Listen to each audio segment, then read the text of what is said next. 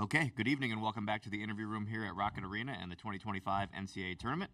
We're joined now by the St. Mary's Gales, 59-56 winners over the Vanderbilt Commodores to advance to the second round. Please remember to silence your cell phones as a courtesy to the team members and other media in the room. Please raise your hand for a microphone to be brought to you. And when you do ask your question, please speak clearly into the mic. No recording of cell phones or videos is permitted throughout the NCAA Tournament. We're going to go to an opening statement from Coach Bennett, and then we'll open up the floor for questions for the student athletes. Coach?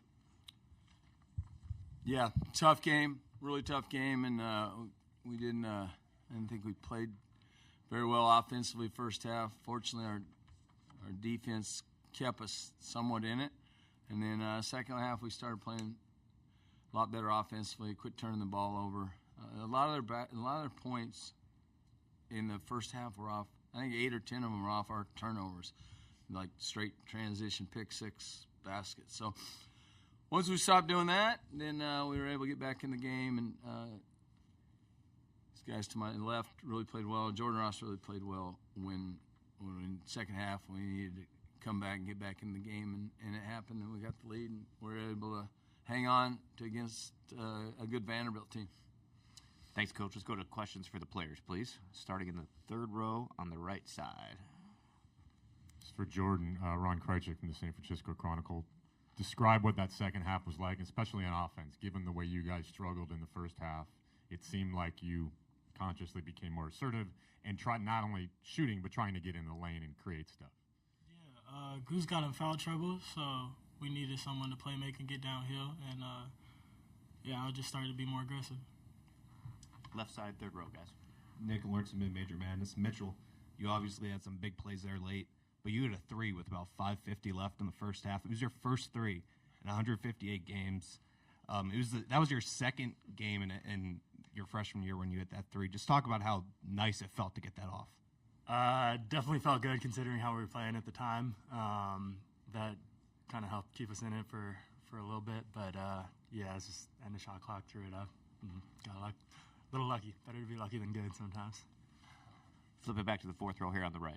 Yeah, Mitchell, you've talked about guys who we don't necessarily in the media see coming to the forefront for the team, like Luke, for example, and how you guys saw how good he was in practice, but we didn't see it, but we finally saw it this season. Jordan hasn't been a main guy for the past month or so, to be honest. But what have you seen in practice that let you know that with Augustus in foul trouble, you guys were okay because Jordan could take over? I mean, he's been a heck of a player for a long time, man. And just because he has a couple down games, we're not down on him at all. Like he knew he had to play a little better, and he approached practice like that. He approached everything we do like that. Had a heck of a game tonight, so we're not surprised by any means. But yeah, if somebody gets in foul trouble, it's next man up, and he came and made plays tonight. 2 seats down to the right. Justin Williams from The Athletic. Mitchell, could you feel your guys' size and physicality start to wear on them over the course of that second half?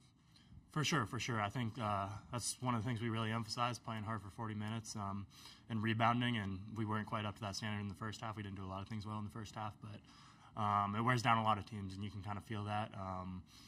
Their box outs don't get as tough, and we just start breaking them down, and it's huge having guys like Harry off the bench for that you have a little depth there, and you can just keep going. Back to the third row here. Mitchell, can you over here? Can you talk about sort of the mood at halftime, just the demeanor of the team? Obviously, you didn't play the way you wanted to in the first half, and then when Augustus picks up his fourth foul, I mean, it's not just anybody in foul trouble; it's the 2-time Conference Player of the Year. How did you guys sort of emotionally weather that? I mean, the mood definitely wasn't great at halftime, but I don't think there was any doubt from anyone that we were going to lose that game or that we were going to win that game. We knew we had to play better. We knew we had to move the ball a lot better and just get better shots on offense.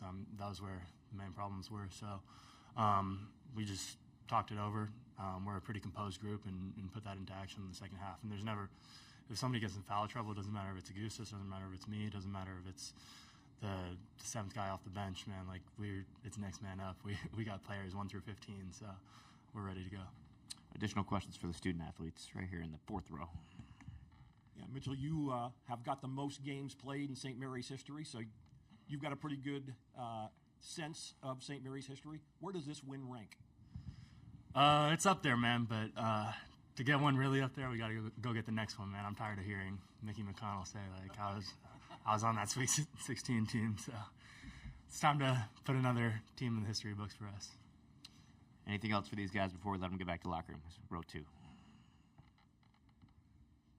Travis Nelson, Willoughby News Herald. Guys, there was a point in the game, like after they took their double-digit lead, I think you held them like 4 points in 9 minutes. What about this defense? Obviously, it's been a calling card all year for you guys, but like, what about in that moment you guys really just locked down? It felt like on the defensive end. Jordan, why don't you take that one? It's something we hang our hats on. It's something we practice every day through our stations, our drills, our habits. So when they were starting to hit tough shots, we just stick to what we're doing because our defense going to hold out. Back to row 3 here. Jordan, for all the attention your offense might get, you obviously had a tough defensive assignment on Edwards, and he seemed to score a little bit in the first half, but you pretty much shut him down or held him down a little bit after that. What was that assignment like, and how important was that to the outcome today? Yeah, he's a great player. He made some tough shots. He has great moves and stuff. But after I kind of figured out to stay down and get past the screens and just use my length over him, he was able to work out like that. Any other questions for the players? All right, thanks, fellas. We'll let you get back to the locker room. We'll continue with the Q&A here with Coach Bennett. You guys are all set. Good job, guys. You can take these? Not yet. Oh, not yet? Thank you, guys. Let's continue with questions for Coach Bennett. Raise your hand. We'll get you a mic. We'll start here in the third row. So what were you like at halftime? I was pretty real with him. We weren't playing well. We had 6 turnovers. And, I don't know, 22 points or something, whatever it was, not many. And I didn't think we played well, so some guys got called out a little bit. And Augustus, one of them, and he still didn't play well until last 10 minutes whenever we put him back in. And then he played well. But we were close to being good defensively. We weren't there on the boards, but I do think a big part of the rebounding for us is attrition, and we just keep coming. We got throwing 275 out there, 255, and Paulus is long. And anyhow, I think eventually it warmed down, and we went with Harry and Saxon a lot in the second half, and it helped us. Just for that, we needed to find a way to score. But it helped to quit turning it over, and we did that too. I thought Jordan Ross was terrific on a night when Augustus wasn't his normal self, and give them credit. They had a good game plan for guarding him, but we did a good job of putting the ball in Jordan Ross's hands so he could play through those on balls, which sometimes he doesn't get to because the ball's in Augustus' hands. But when he needed to, he did, and it made us good. So that's a long-winded answer for what I was like at halftime. We'll do back-to-back questions in the fourth row here, Coach. Just kind of following up on that, you're down 12. Augustus has 4 fouls. Jordan, has been a very good player, but hasn't done that much lately. What's going through your mind at that point, and what did you see in Jordan that you thought would give him the opportunity to fulfill what you might expect of him? Well, first of all, I had no option. It had to happen. But I have a lot of confidence in Jordan. Just the way we have 2 point guards, and Goose is 2-time player of the year, so the ball's in his hands more. But when the ball's in Jordan's hands, he's good too. He can really get to the basket, and he's kind of funny. He knows when he has to go, and he knew he had to go. And I was willing to put Augustus back in, I think it's like the 14-minute mark. I was willing to put him back at 12 if it wasn't going well. But it went well, and Mikey Lewis came in, and his plus-minus is always good. It was again tonight. We were down 12 when I took him out and put Augustus back. We were down 2. So he went a plus 10 for that stretch without scoring a point. So he just stretches the floor, and he did a good job defensively. Mikey did. And together, those guys did a good job, and we we got Harry in there, and we started playing well. We started scoring. We were really good defensively, and we became real big on the boards. Back to the right side. Coach, obviously they've been playing together all year at this point, Vanderbilt, but do you put any stock in kind of the continuity that you've had on this roster showing up in games like this? Oh, for sure, for us. For sure. I mean, these guys, that's why we're good. We have these 3 seniors, and they've been playing in our program. They laid the foundation last year in April on what this team was going to be. And they happen to be 3 good ones, but the other guys returning too helped lay that foundation. So for us, it's that I don't know on Vanderbilt. I just, they've been together all season now. I don't know where they're at. I don't know. Their coach knows that. So I just know for us, it's definitely an advantage. Back to row 3 here. Randy, you mentioned Harry and Mitch together. How much of an advantage is that against teams? And I mean, I imagine that's a look 7-1 and 6-10. Not many opponents see throughout the season. How instrumental was that today and throughout the season? Oh, we're number 1 in the country in rebounding, so that's what that does. And tonight we went to plus 13. We had 1 offensive rebound in the first half. We had 9 in the second. So it's just a contrast in style. So they'll go downsize and play with 1 big, and they'll put 5 at the 4, and just kind of stretch you out. And because we have Saxon, we can guard that stuff better than people think.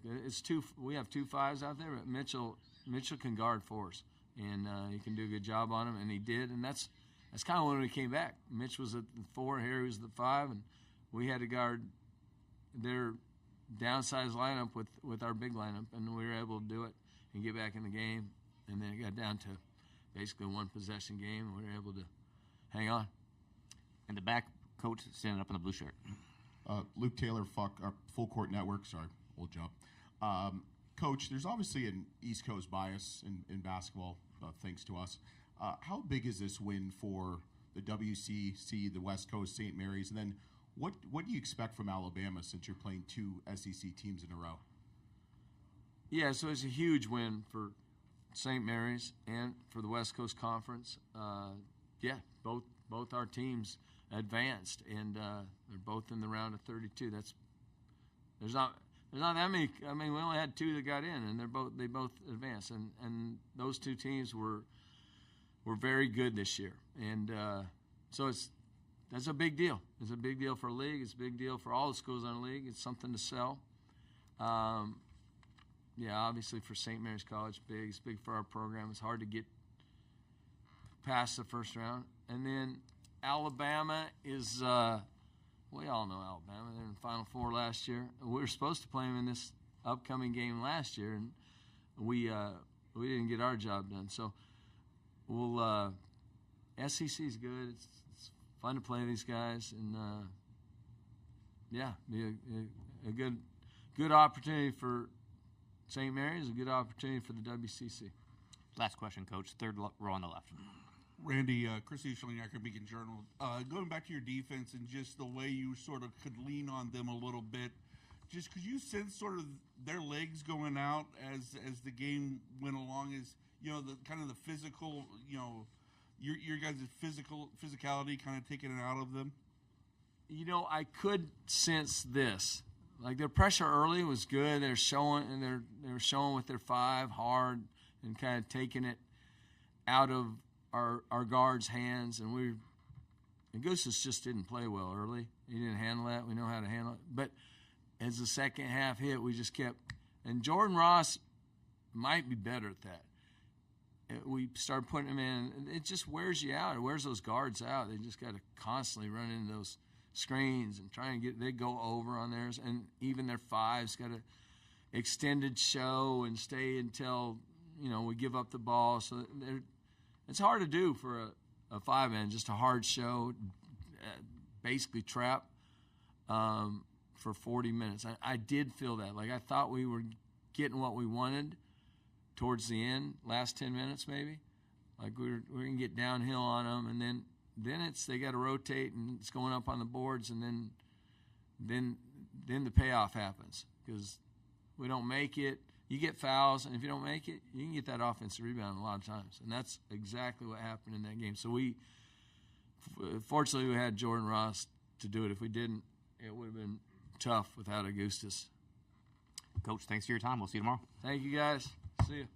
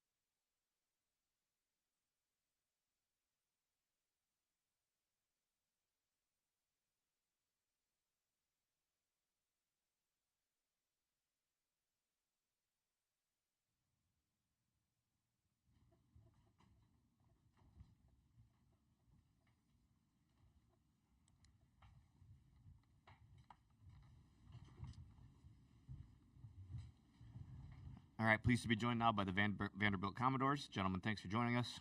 Coach, can you please start us out with an opening statement? We'll then go to questions for the student-athletes. Yeah, we're on the tough side of it.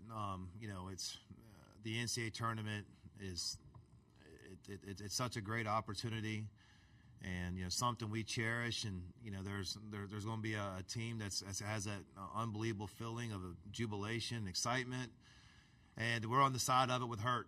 And I'm hurt for these guys, and they gave it all, and it's such a special year, and they fought, and they really just kind of believed in the process of us trying to be good and us trying to get as good as we possibly could, and they did that. And this was a hard-fought game. St. Mary's is terrific.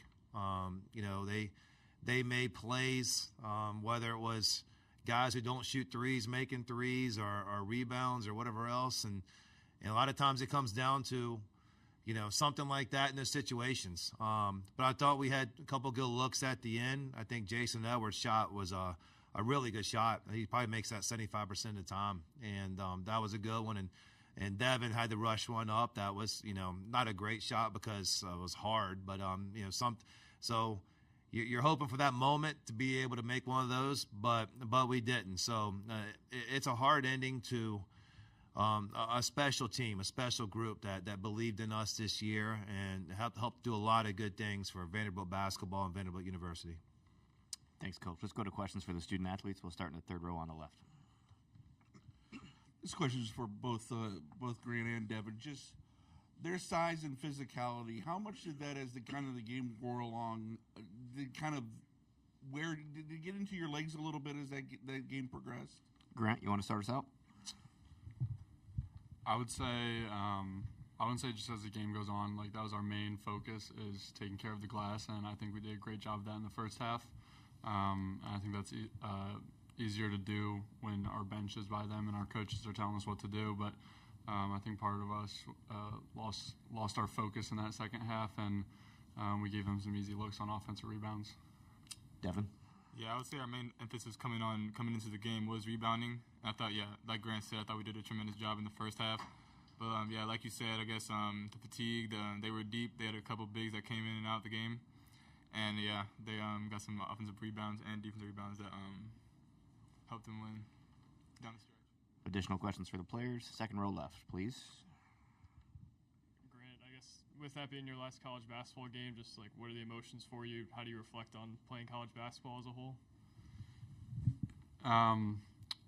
It's one of those things where the days go by slow and the years go by fast. It's like a blink of an eye, and I can remember as my freshman year. I was incredibly fortunate to be able to play my fifth year, especially under Coach B and my fellow teammates like Dev. And so the emotion, I'm pretty down right now, but I'm also extremely grateful for the opportunities I've been given. Back to the third row.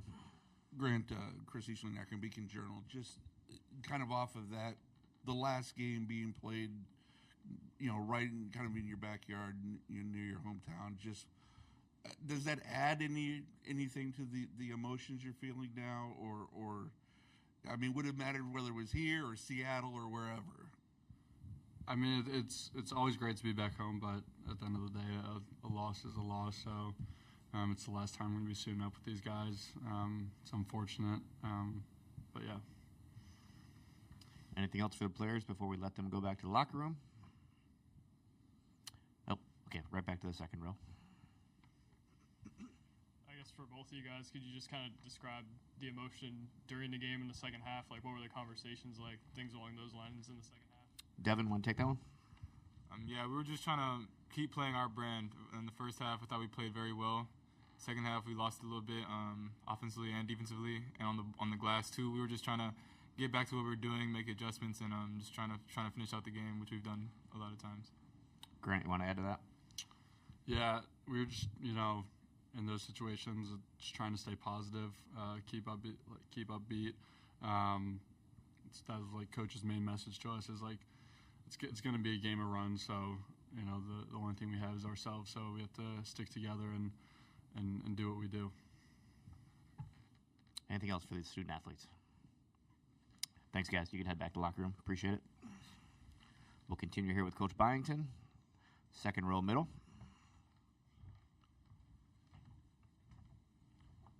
Yeah. Mark, how much of a difference did the size difference make in this game in terms of rebounding and just what they were able to do height-wise? And how difficult has that been all season to kind of overcome that for you guys? Yeah, I mean, it's one of those things we know who we are, and we got to compensate it in certain ways.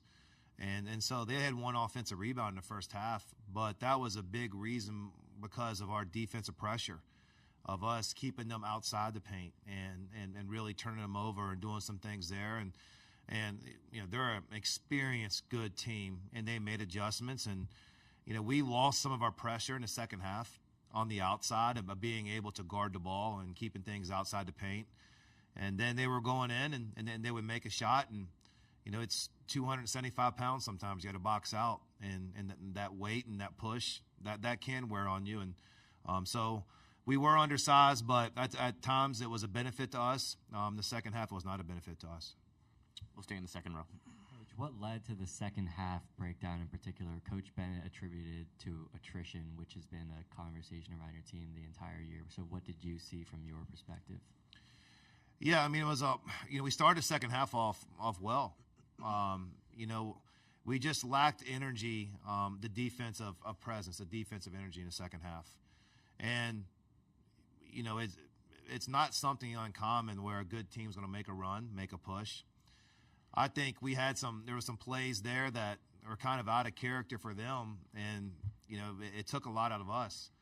I mean, Ross hasn't made a three in at least 5 games, and he made 2 of them, and one of them they threw it at his foot, and he picked it off of his foot and shot it in. And Saxon makes a 3 into the shot clock, his first 3 of the year, and those things kind of happen, and sometimes these moments, and we got to overcome them. And we overcame a lot of those things. We had a chance to win in the second half, and there was some things that we did not overcome, and we missed free throws in that run. We missed some shots around the rim. We missed some open threes.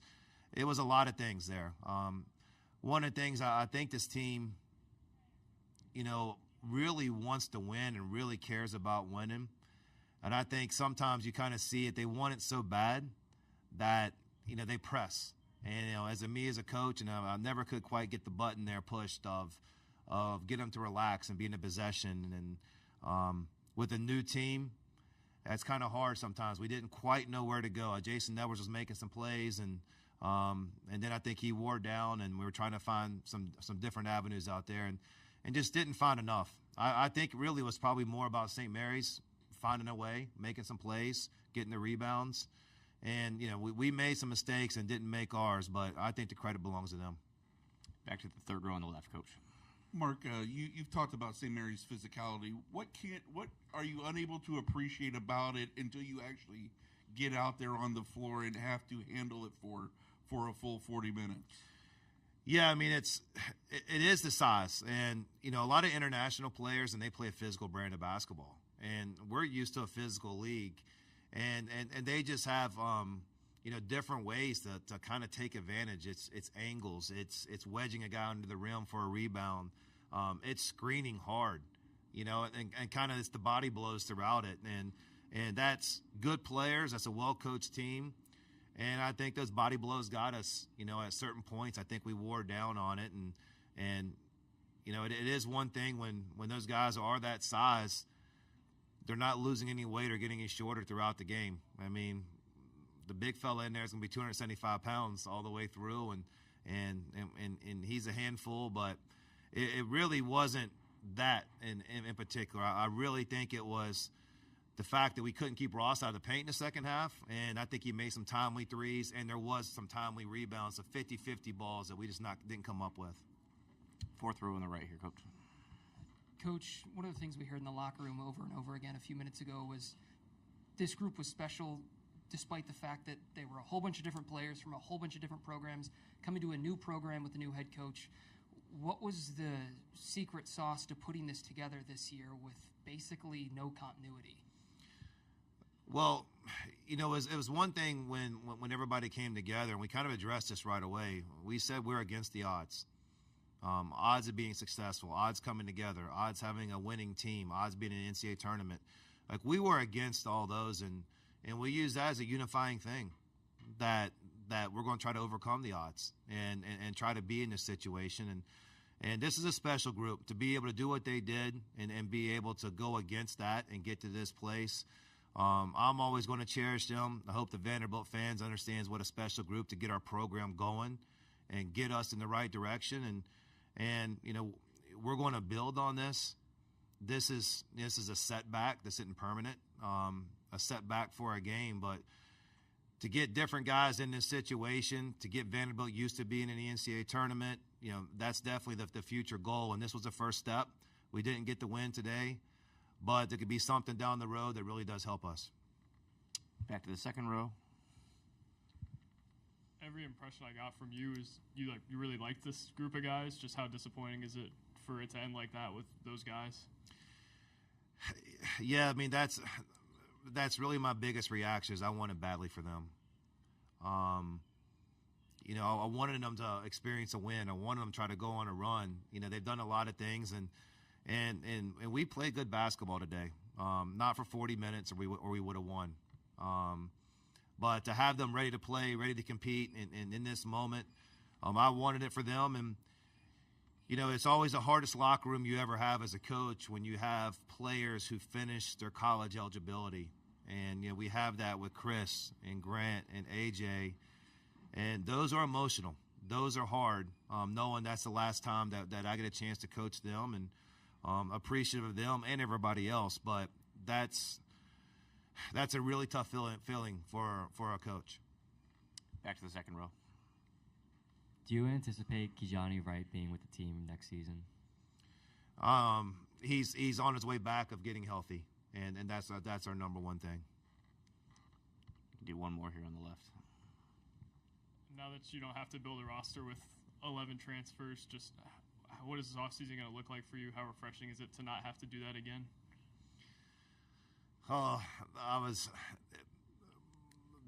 It's still difficult. You know, the next, whatever it is, 3 or 4 weeks is really the hardest part of the year for any college coach. And, you know, there's some players I want to make sure they're back at Vanderbilt, and because to build a good program, you want to retain and have them here and to be able to get back to this moment and get back to this moment with them. But the next 3 or 4 weeks are extremely difficult in college basketball, and there's meetings and with the players that want to be back here. We want to understand that you know, we don't want this feeling ever again. But I don't even want to think. I'm probably going to take the rest of the night off, and then you know, tomorrow it really gets a lot into building the roster for next year, because unfortunately you can't take much more time than that. Coach, we appreciate your time. All right, thank you.